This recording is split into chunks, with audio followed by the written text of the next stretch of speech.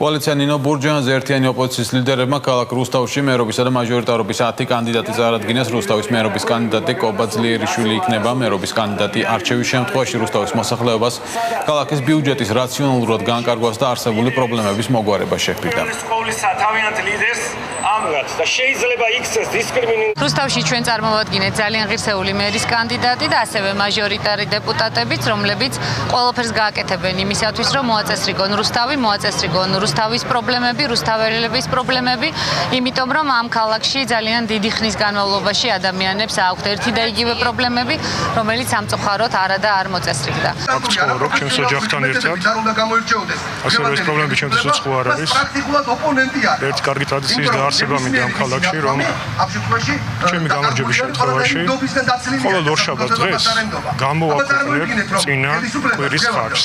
ქვეყანა დღეს არის ღრმა პოლიტიკურ, ეკონომიკურ და სოციალურ კრიზისში.